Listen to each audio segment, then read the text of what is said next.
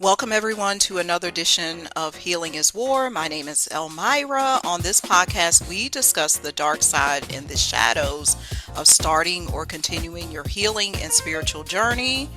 Because there's going to be some things that you face. We do have a wonderful, spectacular guest today, Tonya Ellis. You're going to hear more about how massage changed her life, somatic therapy, all kinds of things today. Because on this show, we want you to be aware of what you can do for your health and avoid some of the pitfalls. So, okay, Tanya, my first question is this because I've often called massage therapy my gateway drug to other stuff. Like it opened me up to this. We were kind of just talking about money, my relationship with money, your relationship with money. Is that an accurate representation of what massage therapy has done for you, or is it something different? Yes. So actually, when I went into massage school, I had been researching and learning all sorts of things about healing and wanted to get a doctorate in traditional Chinese medicine. At the time, you know, a mother of young children and couldn't find a school like that anywhere nearby to do something like that would have been huge time wise and financially. So it's like, what can I do? What can I do? And I'd always wanted to go to massage school. So when I went into massage school, I went with the mindset of this is my stepping stone to get to traditional Chinese medicine doctorate. However, uh, after going through school, um, I think for anyone who takes this school um, seriously, like something that they actually want to do, it is a gateway to so many other things because you're learning so much about yourself and people talk to you like they're a therapist, and so you get to see all these different sides to life, and you really have no choice but to grow and change and for it to be a gateway to other things. So yeah. That's super cool. I never knew that about you, that you wanted to be a traditional Chinese medical doctor. But I can see it in the way that you do your therapies at Align Murfreesboro. You're Oh. really clinical in your approach with everything. So that's fantastic. Things that you said is that massage help you discover some things about yourself. What would you say are some of the things you discovered along the way? Yes. Some of the things that I discovered along the way, I would say all of all of my boundaries, all of my limitations to um, uh, like my social anxiety things was huge, Hmm. especially when like me and you used to work at the massage bar, and working there really forces you to interact with a large number of people and to be seen by a large number of people every single day. Um, and that really helped me to that job in particular, working as a massage therapist, helped me to see so many limitations about what I think about myself, what I think about the world. Um, so that was huge. Other things are some of it is just the humanness, right? Like Mm.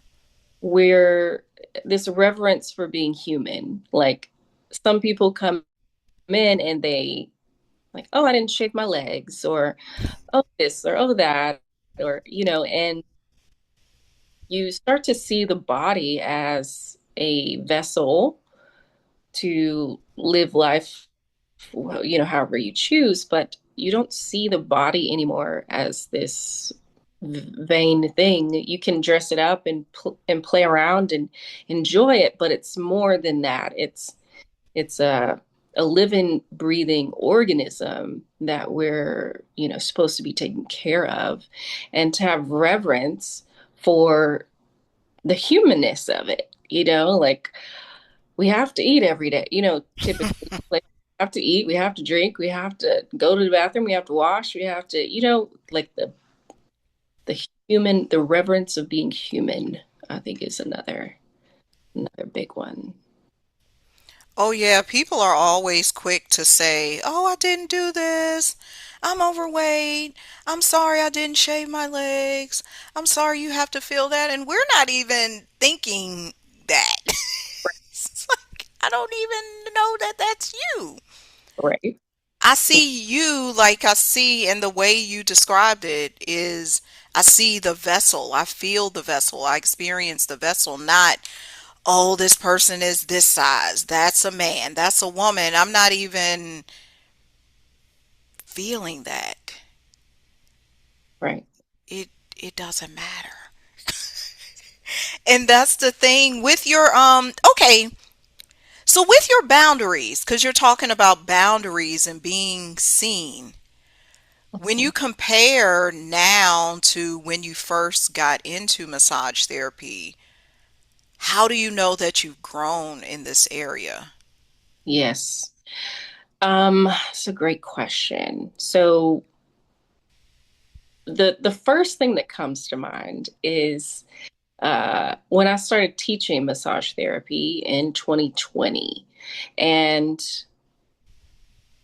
I I officially realized at that point that in massage therapy school, I was in the back of the classroom. Even though I'm smart and I want to learn, I'm a learner. I love to learn. So typically I should be at the front of the classroom, right? But because of my social anxieties and all the things, I was always at the back of the class, like hiding, not wanting to raise my hand, things like that. And now I'm teaching. Like for me, that was huge to go from the back of the class to the front of the class teaching.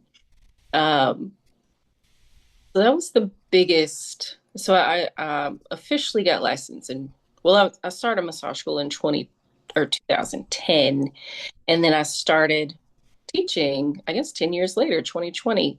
So Hmm. I don't know when in that point all of that really shifted and changed, but it was in 2020 when I really saw it. Um, and yeah. You're highlighting something that I've noticed with cycles, and it's like a astrological thing. There's 10 years we will be represented with Mm, something we were dealing with the previous 10 years. So that's what I'm hearing when you say 2010, I was in massage school sitting at the back of the classroom, but the next time it came around for me to speak, test out my social anxiety, I went to the front of the classroom. yeah. Okay, what shadows? Because when stuff comes up, it resurfaces. It could be in a relationship, it could be massage, in our career, any of this. When something resurfaces, how did you know it was time for you to be at the front? Hmm. I think that was also kind of like a calling, maybe. It's like I knew there's just something that I knew I had to do. It wasn't something I necessarily wanted to do. I did and I didn't. Like I was working with who had just graduated from the school, and they're like, "Yeah, you should like do that." And I was like, "No, like." No, I don't really want to. I don't even know why I want to, like, uh, but for me, that part was more of it felt like it was just something that I'm doing, period. There was no ifs, ands, or buts about it. And, and what's interesting is that one time I did a meditation, and it it was it was basically you think about what was it? I think this was right. I've done a lot of meditations over the years for like to deal with darkness, the dark side and things like that. But this one, um, it was like think about what you want to do. Think about the two paths that you want to take, Hmm. and um, And I didn't know how the meditation was going to go. It was my first time listening to it. So I thought about path one. And path one, you look at it, you feel it as though you're there, right? You get a sense of what it would actually feel like to be there. And then you go to path two, and again, you sense it and feel like it would what it would be like to go there. And then you're led to look at this other path that perhaps you hadn't thought of before. And this path, I was walking onto a stage like full of people to speak. Uh, Mm. and I'm not even sure what I'm speaking about in particular, but I'm assuming it's, you know, my life story or how the things I've done myself and how that helps other people, something like that. But I feel like it's kind of been in me this whole time to face whatever it is that has caused me to not want to be seen, to heal all of those pieces because in my in my being, I'm feeling called to be in front of people. Um, and I guess that I don't know, got to go through not wanting to be seen, to be able to make it enjoyable, maybe. Like you don't know how good you have the Y- bad. yeah, and when you discussed those three path, or really it was two, but you didn't know the third path was there, right? Right, That's kind of how life is. It's like you think, oh, I'm supposed to do this or this, but what if there's something in the middle right, exactly. that you really supposed to do? And it highlights, because see me, Elmira going like, tell the truth. It even falls in line with what is happening right now. There was an intention, this is how we say our human will say, oh, there was supposed to be two other people. I'm just telling y'all, behind the scenes, there were supposed to be two other massage therapists here. But who is here being seen? This is more of this presenting itself. We can't make this up. Exactly. Like it's playing out in our face. Yes.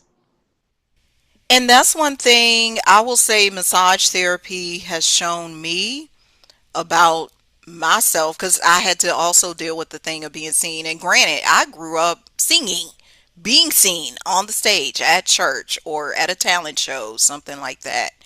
So I didn't have any problems with that, but I was being judged for what I said. Meaning, if I told somebody the truth, whether it was, I know that adult just messed up that child or did something, I would speak on it. Like even as a child, I may express it emotionally. I didn't always have the words, but then I was shunned or judged for speaking the truth. Like that has happened all my life. So I've had to deal with that particular shadow, but the massage therapy gave me more assurance that I know what I'm talking about now, because with the background of the anatomy, the kinesiology, knowing what's actually happening with the body, our body in relationship to other things, it makes more sense. And I'm like, aha, I was telling the truth. Yeah. It's like, what do you mean? What do you mean? All right, so let's fast forward to something you're actually doing right now. I've been looking a lot at your YouTube and you've posted somatic therapy. Can you detail somatic therapy and how that has been helping your clients where some other things they've tried have not worked? Yes. So in somatic therapy, I kind of was introduced to it through craniosacral and through biodynamic craniosacral. And basically, in that work, you are listening for what's there and then following whatever comes up. And so that's kind of the basis, right? And and that can look like anything, it could sound like anything, it could feel like anything. You could get all kind of different results in different ways that come out of that. But the key is I'm going to know who I am, know where I'm at today in my body and myself, know what I'm feeling. And also along the way, the more you heal, the more stuff you don't have connected to you anymore, the easier it is to help other people, right? So that's a part of it. But you know who you are in that moment. You go into that session and you're just noticing what comes up. And so after a long time of that and having different experiences, profound things happen, finally, after healing and healing and healing, I was like, you know what? I'm ready to be seen. I'm ready to uh, step into helping people know, number one, that they can heal themselves and or allow the healing to happen to themselves. And two, um, helping people know that they don't need anything or anyone outside of themselves other than their divine connection to God, to source, whatever they call that. So, um, so somatic work to me is helping people open up the communication to their bodies, to their spirit, to their soul, to God, to that intuition that's coming through, and helping them figure out how to communicate with it, and helping them to realize when the communication's happening, and and then what to do next. And doing all of this with curiosity and Hmm. having to know the answer. We never have to know the answer. All we have to do is be curious enough to just ask questions until something hits. And you know when something hits because it's like, ah, that resonates. I really feel that, you know. So it's being curious, asking questions, helping them put two and two together. And then each session is so totally different. And it unfolds in ways that I don't even know that I can even remember all of the ways that the unfold. And but I get to sit along in the ride with people and help them, and it's just beautiful. Um, it's beautiful. I don't know if that answered your question. Oh, it totally does. So I'm seeing a picture Mhm. as if you are, I don't know, what's his name? What's it, Bob Ross or somebody? And each time, each time Beautiful. you, Yeah, go ahead. each time you have a session, it's a different painting. Yes, Or you may decide, oh, I need a little bit more green here. You're just feeling it. You're right. not saying, oh, the trees have to look like this or the sea has to look like this in my painting of the session. You're just allowing it to come. And I can attest to this when I had my, because even though you may have called it, and that's the thing, that's the other weird thing about massage. I don't know, I hate modalities because, like, they intertwine. So I had the water therapy session with you years ago. So much happened during and after that. And it's what you're speaking of because I did not expect that. Yes. Yeah. Yeah. I mean, if you go in with expectation, you're gonna you're gonna be taken on a wild ride. Um, it's better not to expect, but at the same time, we can go in with intention. Like, I have this memory of this thing, and every time I think about it, I feel a bodily reaction. My heart races, or my breath shallows, or my fists or my jaw tenses up. I feel these things in my body, and that to me says that's your body getting activated and trying to guard and protect, either fight or flight, right? And um and that to me just says, okay, well, there's this part of you that hasn't been able to process what happened to you. So we can take one specific event and go into that. But even and then after that, then we have to let it unfold. Um, but yeah, it's it's super awesome. And then after, at least 3 days after, a person is usually processing what happened and recalibrating. So it's like you process these things, and then you have to recalibrate into a whole new being of yourself. Or I could say maybe not even a whole new being of yourself, but a whole new remembering of who you've always been and recalibrating to that. So that's another part of it too. Okay, so to me, that's like full circle because with you as a massage therapist and a business owner, you've been recalibrating back to who you truly are.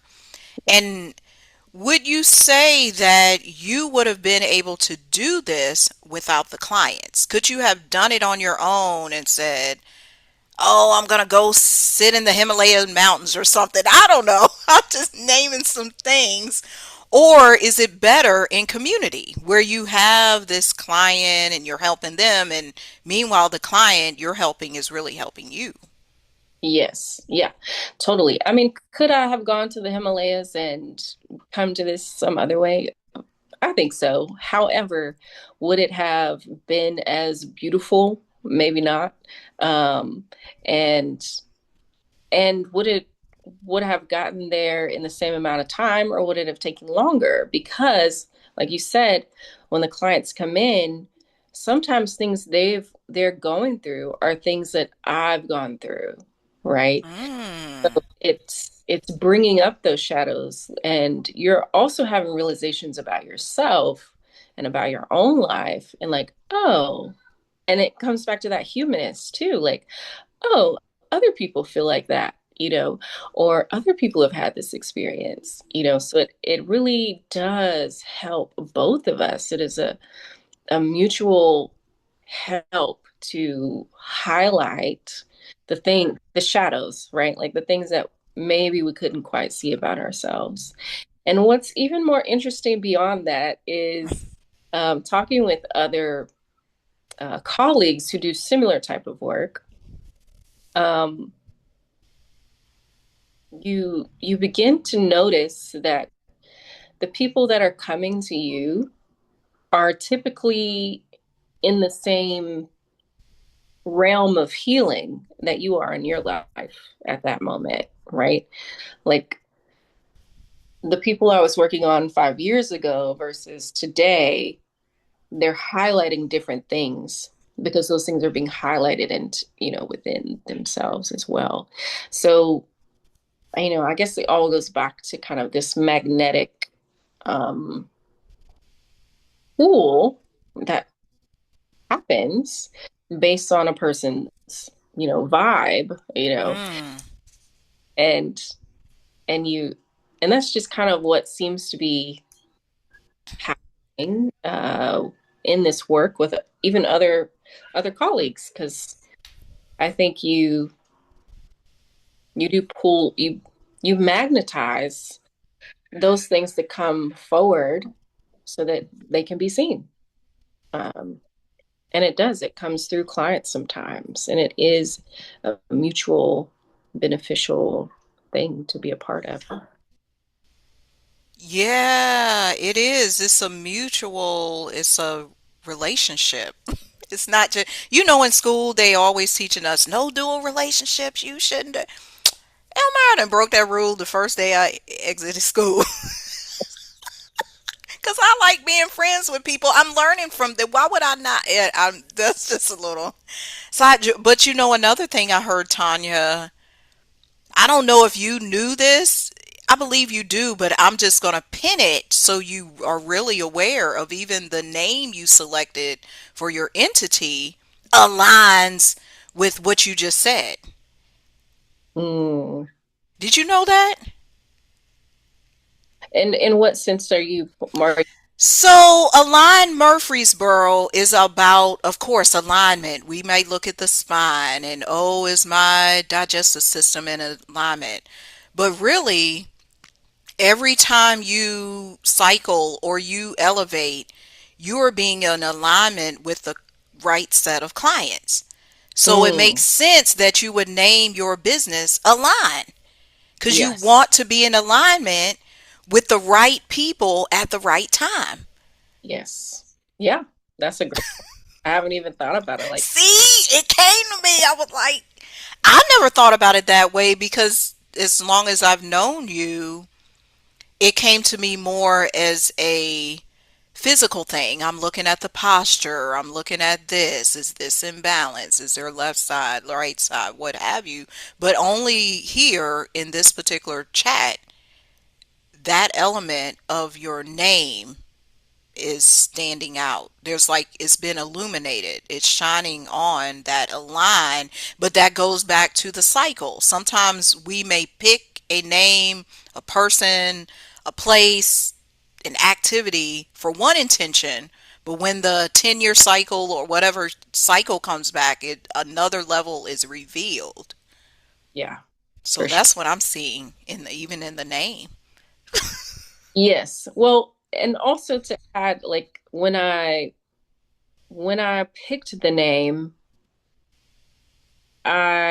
I wanted it to be uh I wanted it to be more than physical, right? But I didn't truly know all of the aspects of that when I picked it, like you're saying.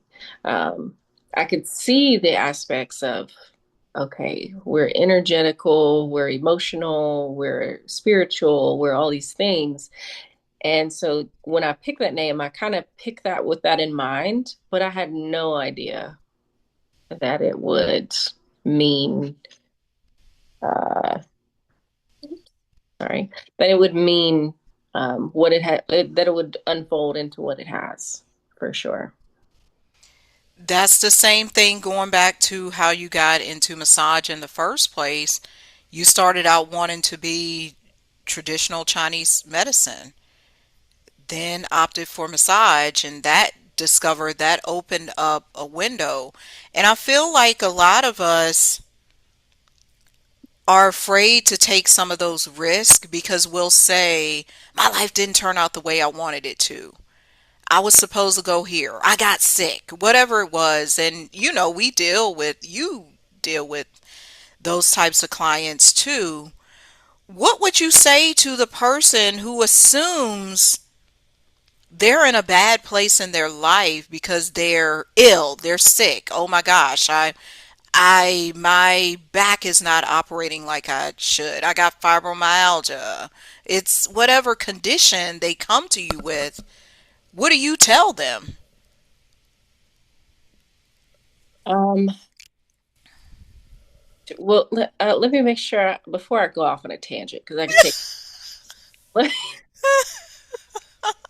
let me make sure that I understand your question correctly. So, a person who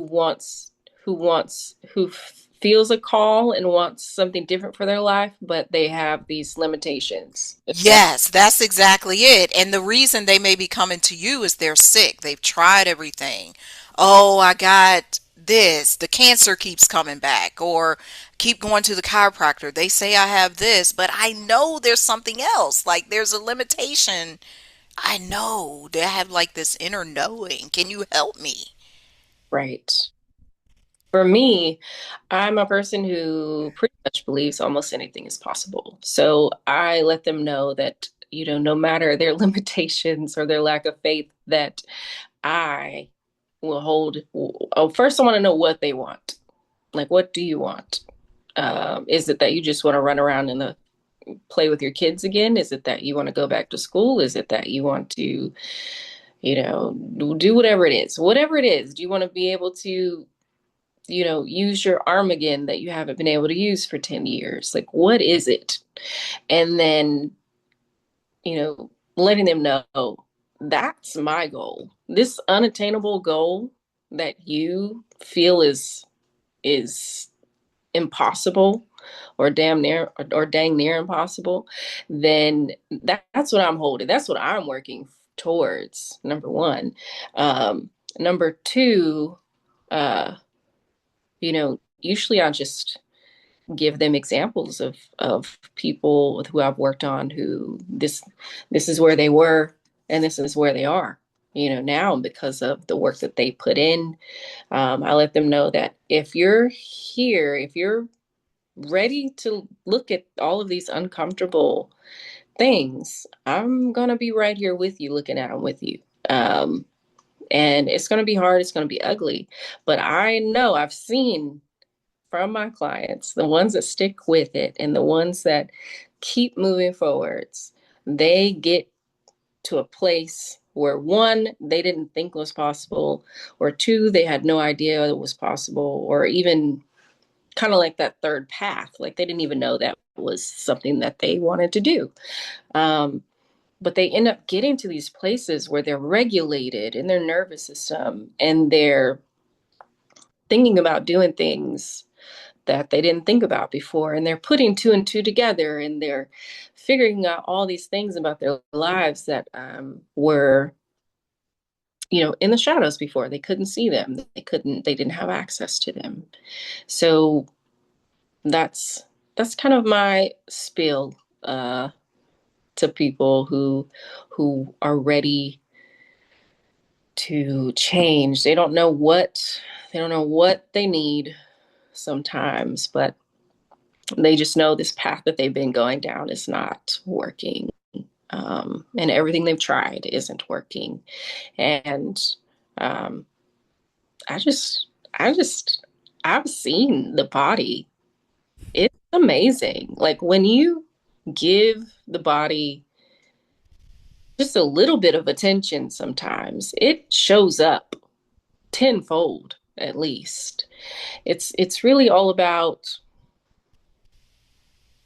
giving it care, like taking care of it just a little bit. Sometimes it's just enough for it to show people, wow, I thought this was just how it was. I thought this is how it had to be. I thought this is just part of getting old. I thought, I'm like, no, if you just do a little bit, the body responds. And the body is so fascinating. It, to me, from my perspective, this is just my perspective, my experience. I don't have anything scientifical to back up this at all. The body responds to what you ask from it. Mm. Whether, yeah, whether you know you're asking it or not, right? So, um, what's a good example? Someone who, let's say they're in a really bad situation and they see an event, and this event was so horrifying. And it may have actually been horrifying, or it may have been perceived as been horrifying. Either way, to them, this event was so horrifying that ever since then, now their eyes aren't quite working right. Right. And they may go 5, 10 years, and they're like, my eyes have just gotten worse and worse over this last 10 years. It's like, okay, well, did anything happen around 10 years ago? And typically, yeah. And even if not, typically there's something. So I have to kind of like guide with questions to get to, and sometimes it can be like 10 sessions later before two and two comes together, right? But that's what I mean when the body responds. If you don't want to see something in your mind, because it's replaying in your mind as a memory or whatever, your body is going to slowly start to take away your sight in different ways so that you can't see, or you can't hear, or Mm. walk. Like a lot of times people, um, they'll, they'll be like, you know, I'm having all these problems with my knees or my legs or my hips or whatever. And it's like, okay, well, there's these parts in your, and then we start to unfold, there's these parts in their life that they're afraid to move forwards.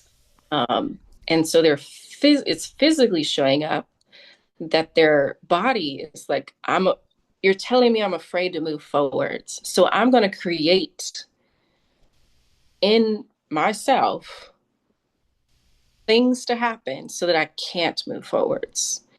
And so, I guess it kind of goes back to also that book, The Body Keeps a Score, right? Your body, when I look at people, a lot of times, and for a while, I was like, okay, I can see the body and I see it doing this and I see it doing that. And then after reading that book, I was like, oh, no, the body is like your life.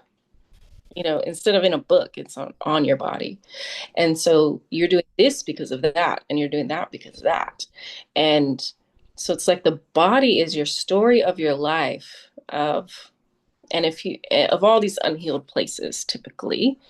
And if we don't know how to heal ourselves and to process these things that are just waiting and yearning to be processed within us, then our body starts to show it in the way that it holds itself. So, yeah, what tangent there. Did that answer your question?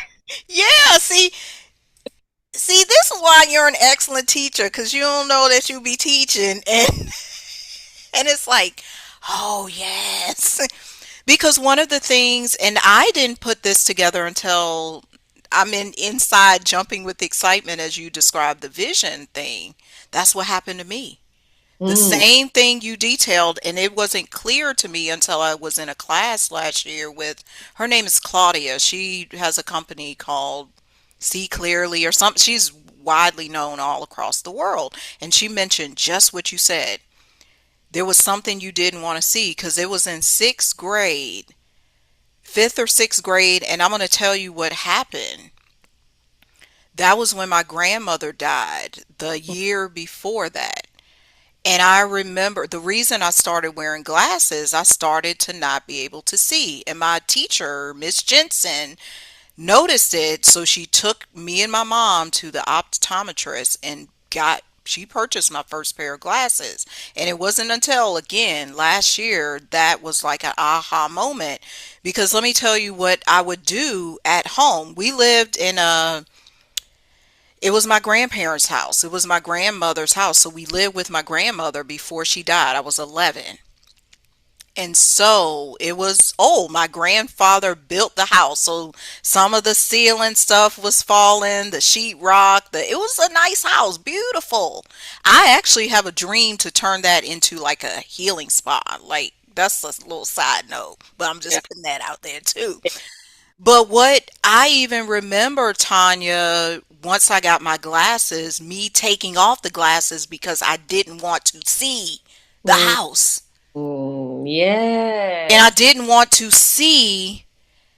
There was other stuff. See, you bringing this to light because I didn't. Also, I remember, I always knew we all have spiritual gifts, but some are more heightened or they recognize them earlier than others. Yeah. After my grandmother died, I would hear her walking the stairs, and I Mm, knew that within me. I never really said anything to anybody because I'd be up in the middle of the night doing my projects, and I'm like, "Who walking the stairs? What's going on?" yeah. I was like, "It's her," and I have the same name as her. I was named after her. So there was some stuff during that time in my life I didn't want to see. I didn't face. So what thing I do right now when I'm outside or I don't have to be on the computer, I don't even wear the glasses, and it's been helping me. And I haven't had a checkup because my checkup is only going to tell me the same thing, and they're, oh, you got to get a stronger prescription.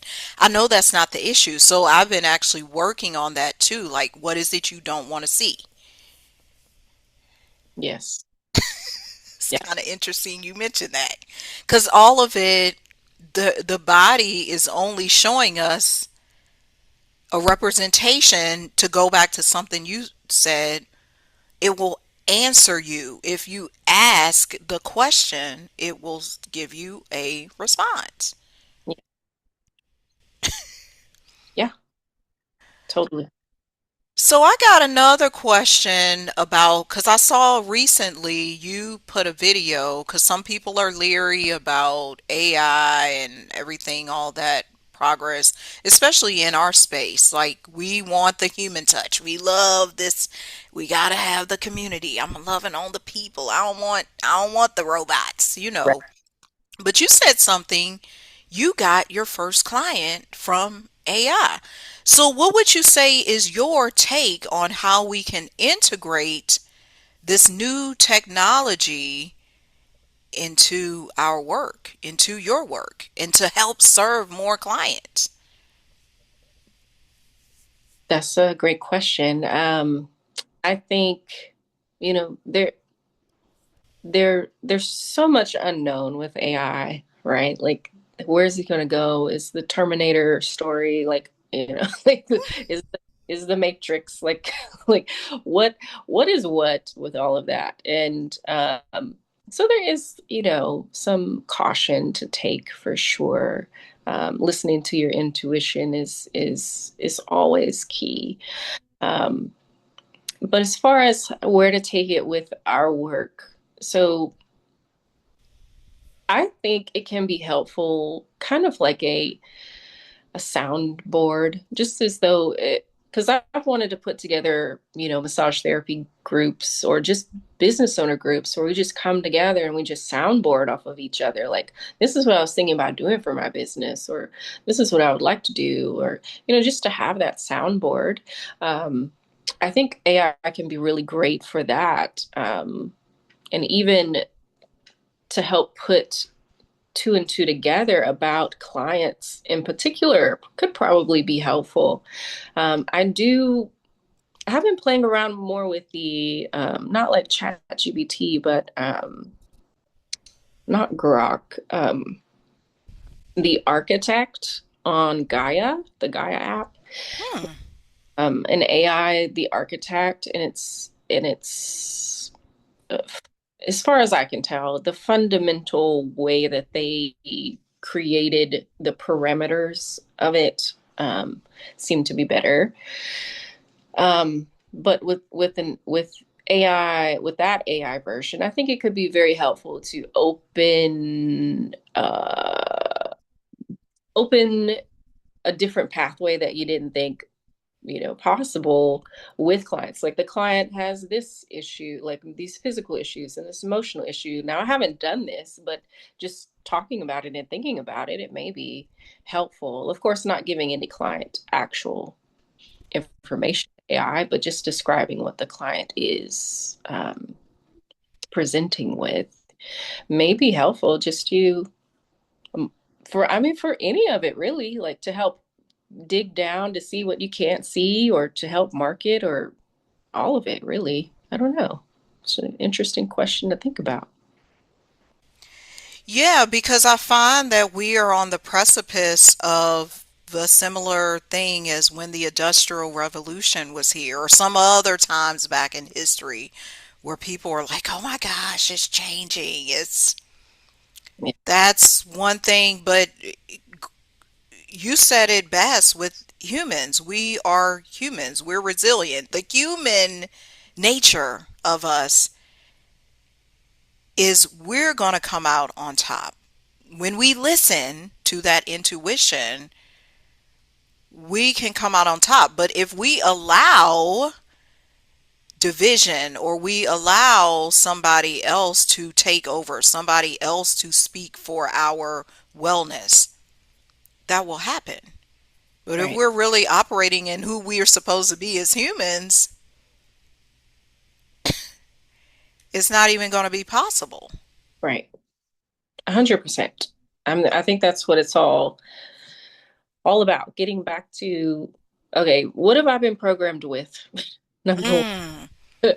and and what do I truly want out of life? And is what I truly want out of life what I've been programmed to think I want? Or is it what I truly want? Is it what is truly what I feel called out of me? Is it what I feel resonates with me? Is it what I feel um, will be beneficial not only for me, but for my community, or for my family and friends around me? Is it truly beneficial, the things that I want for my life?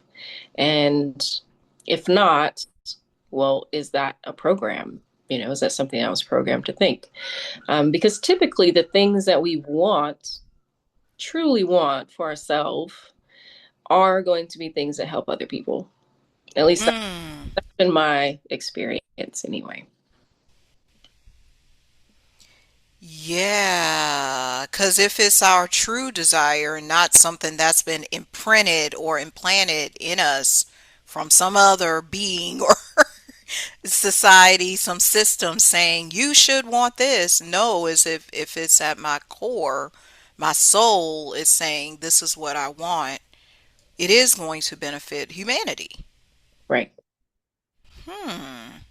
Yeah. It's all about getting back to humanity, like our what makes us human, what helps us be human, what feels good. Um, and you could always say, well, someone who has ill will, when they do the thing that's ill will, makes them feel good. But I don't think that's their true, true self feels. Mm. Um, there may be, there's lots of layers there, but uh, I think the things that truly make us feel good and fulfilled and laugh and have fun and play are the things that make us human. It just goes back to our humanness and our reverence for being human, and and to go back to the question, how can we incorporate AI as a tool, or you know we could probably go down a whole nother road, like is it a sentient being that's just manifesting in this AI form, or Mm. I don't even know. I don't even want to go there right now. Yeah, that's a whole nother show. That's a whole nother chat. Um, so, but how can we do anything that we do, AI or not? How can we do it in a way that's beneficial for ourselves and everyone else? So, Oh yeah, because you want to make it have meaning, and I love that we are taught that in massage school. It's the number one rule: what do no harm. And it may sound like when I was learning that or getting exposed to it every day, oh my goodness, here they go saying this joint again. Do no harm, do no harm. But that's the base, the foundation, the element of this humanness. We don't want to harm people, so I'm going to do my somatic therapy in this way. I don't want to harm people, so I'm going to use the AI in this way. I'm going to do my marketing in this way. I'm going to, even me getting on this podcast or whatever, I'm going to do it in this way. Because I'm just, the intention behind it is to help people, not to harm them. exactly. Because I could get on here and give all kinds of misinformation, like, oh, you're going to do this if you get the massage, and you're going to do it. But who is that really going to help? Right. Nobody. Patty. No. Don't help nobody. Okay, I share this thing I call soul work, which is basically homework. So I've gathered some homework. I've been listening to what you said for the people. I got 5 points. So I'm going to read off the list. If there's something you want to add that people should start to implement now after watching this, feel free. But I'll read the list of 5 and then you can add to it. Number one, soul work. Understand that your body is a vessel. It's not a vain thing. So that's one thing people can do this week. Know what your body really is. Number two, notice what comes up when you listen to your body. Feel it. So if you're Tuesday, Wednesday, Thursday, and you feel something, pay attention to it. Write it down. Number three, be curious about your health. Don't just go in with an expectation, oh, it has to be like this. You going to visit Tanya, it has to look like this. No, be curious. Number four is, I don't even know what I wrote. Oh, this is what I wrote. Okay. Is there a specific event which makes your body react? This goes back to what you were saying when you're working with clients with the somatic therapy. We have to understand, and this aligns with number two, really get to a quiet place this week, next week, whenever you listen to it, and say, what has consistently made my body react? My heart rate go up. I get hives. Something happens. Every time somebody mentions that person's name, Yeah. this, I get a overreaction. And then five, face the other option, which is the impossible, the dream, with your ailment. So there may be that third path that you haven't even considered. Anything you want to put on this list of homework for people? Um, let's see. I mean, that's a good list. You're like, Uh, that's a good. yeah, Ah. that's really the gist. Like, be curious. Um, any ailment that you have, like you said, like just write a list of all the ailments that you have. And then you can ask yourself, what is this giving me? Right? Like with your glasses not being able to see, it was giving you the um opportunity, I guess. I don't know if that's the right word, but it was giving you the option to not have to look at the house, right? Like, what is my ailment giving me? Um, and with curiosity, sometimes we think we know the answer. A lot of times clients will come in, and even myself too, when I do it for myself, I'll like sometimes I'll try to figure it out. Like, well, I know that because that happened, and that's because that. But when you go at it with curiosity, then you can be delightfully or undelightfully surprised at the answer that comes up. Because again, when we do it with curiosity, we don't have to know the answer. And if we knew the answer, then we wouldn't have the question in the first place, right? We would Mm. know why we can't see or hear or walk, or we would know. So obviously, we don't quite know. We haven't put two and two together yet. Um, and so just doing it with curiosity, being open for an unexpected answer about what it is, and just play around. It's really all about the play. Like, play around with these questions and answers. And the more you play around with it, the more you'll be like, oh, I think that was my intuition talking. Oh, I think that was that program talking. It's just make it playful and not so serious.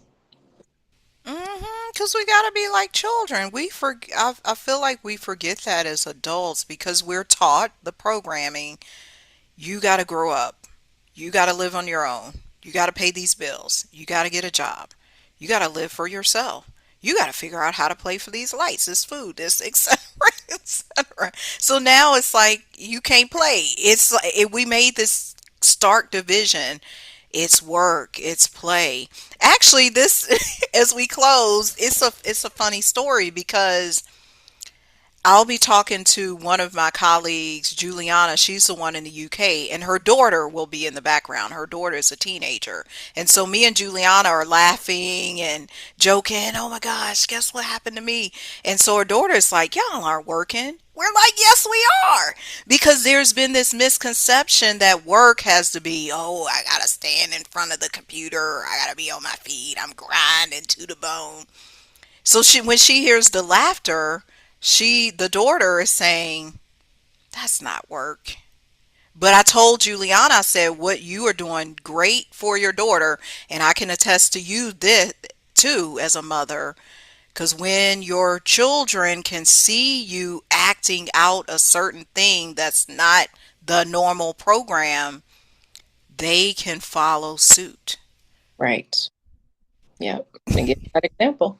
So it's so true. Yeah, they can see it. Okay, where can people find you? Because they can find you online, Align Murfreesboro. Tell them exactly how to get there.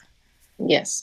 So the easiest way would be my website, probably, which is alignmurfreesboro.com. Um, and then from there, I also am on TikTok, YouTube. What's the other one? Instagram. Uh, so I've been trying to put together a bunch more videos about somatic work, what it looks like, what to expect, what can it look like.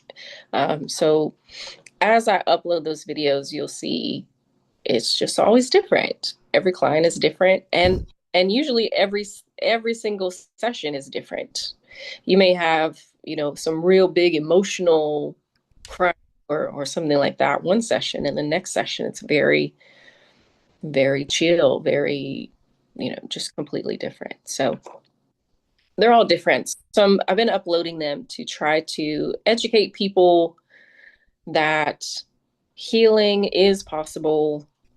Healing doesn't have to be scary, and just showing people what it can look like.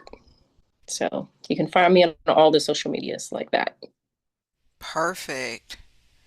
Because you're a living testimony of this curiosity and play in your marketing because you're showing this is not just a cookie cutter session or the work. It's going to show up with how that person is ready to see it. Yeah, Yeah. totally.